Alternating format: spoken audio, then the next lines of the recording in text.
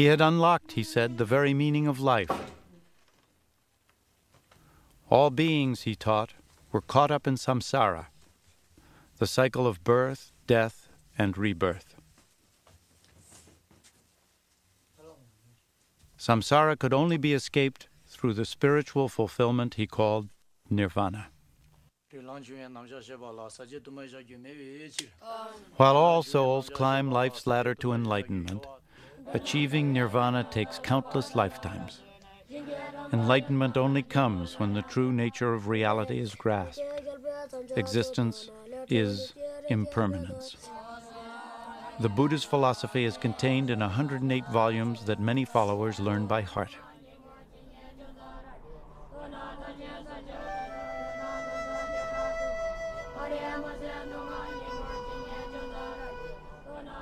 It would take 1,500 years for Buddhism to migrate from the hot, dusty plains of India into the Himalayan mountains, where it would finally take root, here on the roof of the world. The Tibetan Plateau is one of the most remote, inhospitable places on earth, an unlikely setting for a faith based on love and compassion to survive, and yet it flourished. Why? Perhaps the harshness of the setting provides a clue. Here at 18,000 feet on the vast, desolate Himalayan plateau, people are naturally humbled by the forces of nature. As nomads, they lead lives of change and impermanence, and need only look around to sense their place in life's larger scheme. Of course, the terrain, to a certain extent, is so impressive. It so dominates everything in your life. One gets a fairly good grasp on the limitations of one's own identity and one's ego, which is a good help when one has to move to new places and adjust. 60% of Tibetans are nomads. One of the most important factors that contribute to Tibetan resilience and his ability to adapt to fresh environment is, I think, a philosophical one. It's the idea of impermanence.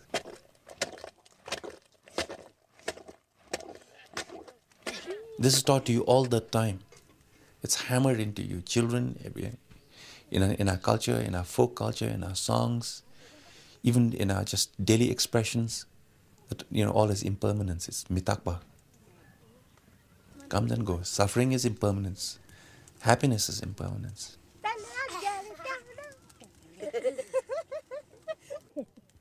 I say a Tibetan straight from the northern plains, a nomad from the Changtang, goes to New York. Of course, he's impressed with Western technology and even with Empire State Building. But he's not that impressed. He knows at the end of the day that one day, that's also impermanent.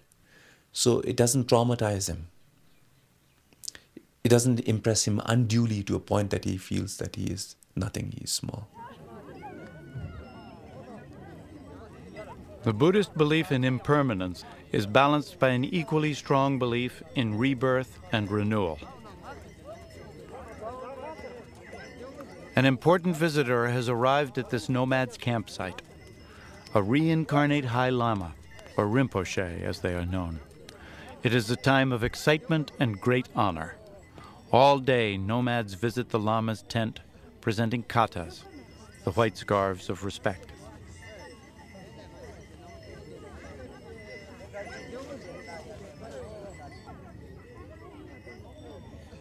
Young and old alike have come, seeking his blessing.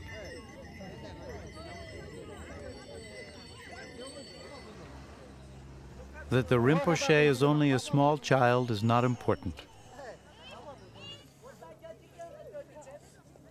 For these nomads, this boy is the heir to many lifetimes of spiritual power and wisdom.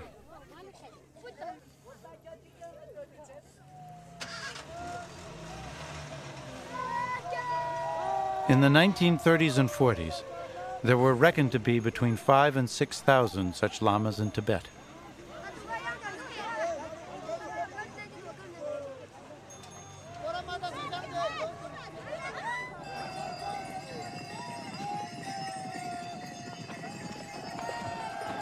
Here in this rugged yet breathtaking landscape, the Buddhist notions of beginninglessness, endlessness, the loss of ego, reincarnation, and impermanence are no longer abstract concepts. They are day-to-day realities.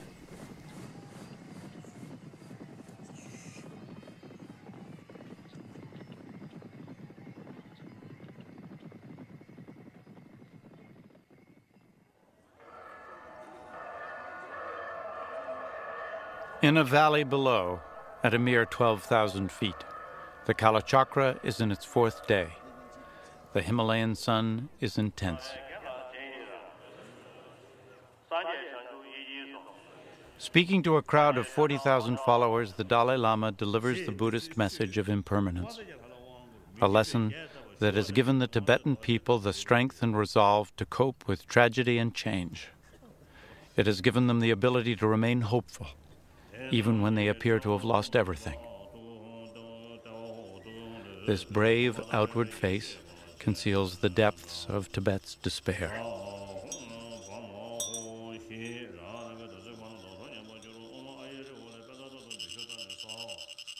In the past, the Kalachakra was celebrated only once every 20 years or so. Today, the wheel of time turns faster. The ceremony is performed annually. It is Tibet's way of addressing a crisis that has brought its civilization to the brink.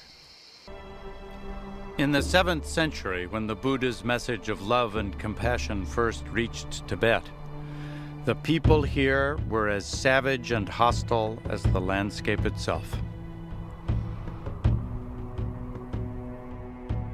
From early records of the Chinese Tang dynasty come the first outside views of Tibet, a portrait very much at odds with the peaceful society that would evolve here.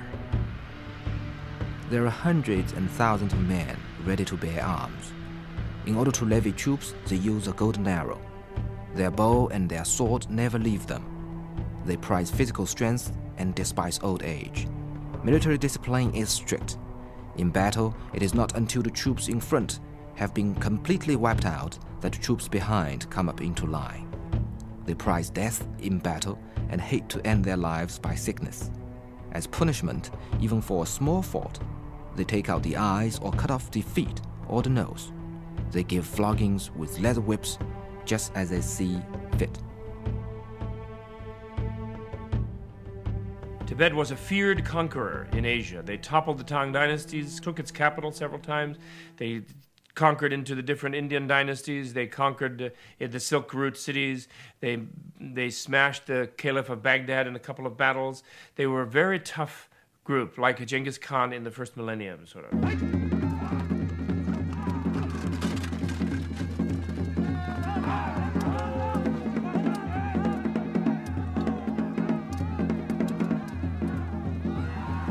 With China and Burma to the east, India to the south, Russia to the north, and the Arabic empires to the west, Tibet's military expansion was by all accounts formidable.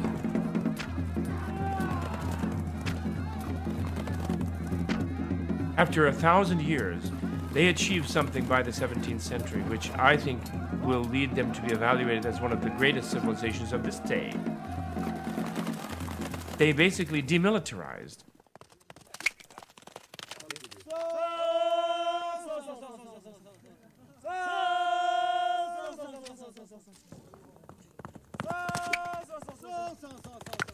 Reminders of their warlike past can still be found in Tibet's national sports of polo and archery.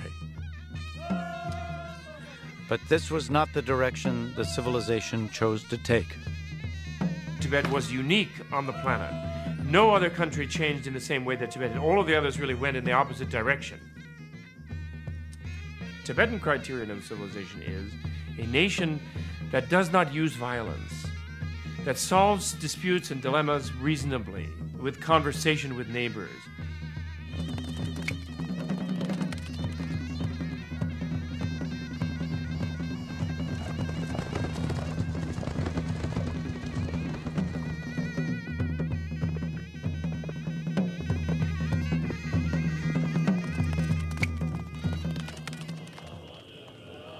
from the crumbling ruins of its aggressive past, monasteries sprung up across the land. Where there once were armies of soldiers, there were now legions of monks.